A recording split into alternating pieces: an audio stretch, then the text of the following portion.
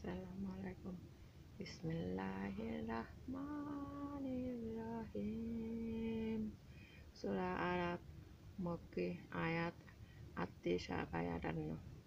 আল্লাহ বললেন, তোমাদের পূর্বে যে জিন ও মানব দল গত হয়েছে তাদের সাথে তোমরা দুজকে প্রবেশ করো। যখন কোনো দল তাতে প্রবেশ করবে তখন ওই অপর দলকে অভিসম্পাত করবে।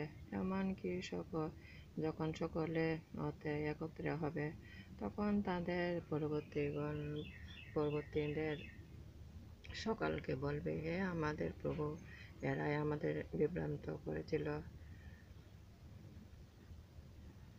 তাই তাদের দ্বিগুণ শাস্তি দাও। আল্লাহ বলবেন, প্রত্যেকের জন্য দ্বিগুণ রয়েছে, কিন্তু তোমরা জানো না। এবং তাদের পরবর্তীদের বলবে, আমাদের উপর তোমাদের কোনো শ্রেষ্ঠত্ব নেই, সুতরাং তোমরা তোমাদের কৃতকর্মের ফল ভোগ করো। অবশ্যই যারা আমার আয়াতকে মিথ্যা বলে এবং অহংকার করে সে বিষয়ে আকাশের দ্বার তাদের জন্য উন্মুক্ত করা হবে না এবং তারা জান্নাতে প্রবেশ করতে পারবে না যতক্ষণ না সূচের ছিদ্র পথে উষ্ঠ প্রবেশ করে। এরূপে আমি প্রতিফল দিব অপরাধীদের। তাদের সজ্জা হবে দোজখে এবং তাদের উপরে আচ্ছাদন হবে জাহান্নামের। এভাবে আমি অত্যাচারীদের প্রতিফল দেব। যারা বিশ্বাস করে ও সৎ কাজ করে, আমি কাউকে তার সান্ধ্যতিন বার অর্পণ করি না। তারাই জান্নাতবাসী, যেখানে তারা চিরকাল থাকবে। আর আমি তাদের অন্তর হতে দূর করব মনোমালিন্য, তাদের পাদদেশে প্রবাহিত হবে নদী। তারা বলবে, প্রশংসা আল্লাহরই, যিনি পথ দেখিয়েছেন। আল্লাহ আমাদের পথ না দেখালে আমরা কখনো পথ পেতাম না। আমাদের রবের রাসূলগণ তো সত্যবাদী এনেছিলেন এবং তাদের দেখে বলা হবে যে, তোমরা যা করতে তার ওই জন্য জান্নাত দেওয়া হয়েছে। জান্নাতবাসীগণ ডেকে সম্বোধন করে বলবে, আমাদের রব আমাদের যে ওয়াদা দিয়েছিলেন আমরা তা সত্য পেয়েছি। তোমাদের রব তোমাদের যা বলেছিল তোমরা তা সত্য পেয়েছ কি? ওরা বলবে, হ্যাঁ। তখন এক ঘোষণা আকারে ঘোষণা করবে, জান্নাতে আল্লাহর নালত পাপিষ্ঠদের উপর, যারা আল্লাহর পথে বাধা দেয় এবং তাতে দুষ্টুতি অনুসন্ধান করে। তারই পরলোক অবিশ্বাসীকারীদের অবিশ্বাস করে থাকে। জান্নাত ও দোজখের মধ্যে পর্দা আছে এবং আরাফে কিছু লোক থাকবে।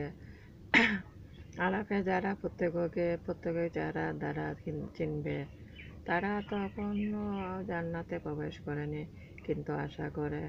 এবং যখন তাদের দৃষ্টি দুজকের বাসীদের প্রতি পড়বে তখন তারা বলবে, হে আমাদের প্রতিপালক, আমাদের পাপীদের সঙ্গী করো না। আরামবাসীগণ যাদের লক্ষণ দ্বারা চিনবে তাদের ডেকে বলবে, কোনো কাজে আসলো না তোমার দল ও তোমাদের অহংকার। দেখো, এদের সম্বন্ধে কি তোমরা শপথ করে বলতে যে আল্লাহ এদের প্রতি রহম করবে না। এদেরই বলা হবে, প্রবেশ করো তোমরা জান্নাতে, তোমাদের কোনো ভয় নেই এবং তোমরা দুঃখিত হবে না। ডেকে বলবে দোজখবাসীরা জান্নাতীবাসীদের, আমাদের উপরে কিছু পানি বা খাদ্য ফেলে দাও আল্লাহ তোমাদের যা দিয়েছেন তা হতে।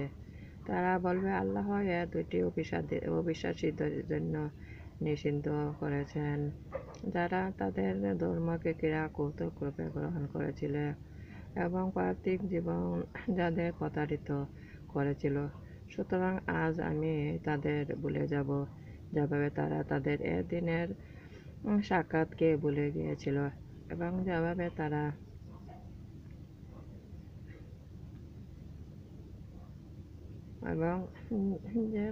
তারা আমার আয়াতকে অস্বীকার করেছিল। অবশ্যই তাদের আমি এমন এক কিতাব দিয়েছি যেটিকে গান দ্বারা বিশদ ব্যাখ্যা করেছিলাম এবং যা দিয়ে মুমিনদের জন্য পথ নির্দেশ ও দয়া। তারা শুধু এর পরিণাম প্রতীক্ষা করে। যেদিন এর পরিণাম বাস্তবায়িত হবে, সেদিন যারা এর কথা পূর্বে ভুলে গিয়েছিল, তারা বলবে, আমাদের প্রভু রাসূলগণ তো সত্য এনেছিল। হায় আমাদের কে কেউ সুপারিশ করবে, কিন্তু পুনরায় ফিরতে দিবে, যেন ভিন্ন কিছু করতে পারি। আমাদের কৃত আমলের তারা আপন ক্ষতি করেছে, এবং তাদের মিথ্যা আজ দূরে সরে গিয়েছে। নিশ্চয় তোমাদের রব আল্লাহ, যিনি আকাশ ও পৃথিবী 6 দিনে সৃষ্টি করেন, অতঃপর তিনি সমাসীন হন আরশে। তিনি দিনকে রাত দ্বারা আবৃত করে, যাতে ওদের একে অন্যকে দ্রুত গতিতে অনুসরণ করে। আর চন্দ্র, সূর্য, নক্ষত্রাদি যা তারই দান, তারই কাজ। তিনি মহিমাময় বিশ্ব প্রতিপালক। তোমরা সকাতরে গোপনে তোমাদের রবকে ডাকো, যিনি সীমা লঙ্ঘনকারীদের পছন্দ করেন না, এবং পৃথিবীতে শান্তি স্থাপনের পর বিপর্যয় ঘটবে না। তাকে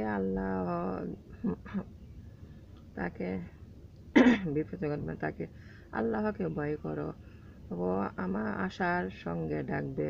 নিশ্চয়ই আল্লাহ অনুগ্রহ সৎকর্মপরায়ণদের নিকটবর্তী। তিনি সেই অনুগ্রহের বৃষ্টি পাককালে বাতাসকে সুবাতাসবাহী রূপে পাঠান। শেষ পর্যন্ত উক্ত বাতাস ঘন মেঘ বহন করে, তখন আমি নির্জীব একটি ভূখণ্ডের দিকে তা পাঠাই। পরে তা থেকে বৃষ্টি বর্ষণ করি। অতঃপর তা দিয়ে সর্বাধিক ফলমূল উৎপাদন করি। এভাবে মৃতকে জীবিত করি, যাতে তোমরা শিক্ষা লাভ করতে পারো, এবং উৎকৃষ্ট ভূমির সব ফসল তার রবের আদেশে উৎপন্ন হয়, এবং যা নিকৃষ্ট তাতে কঠিন পরিশ্রম ব্যতীত কিছুই জন্মায় না।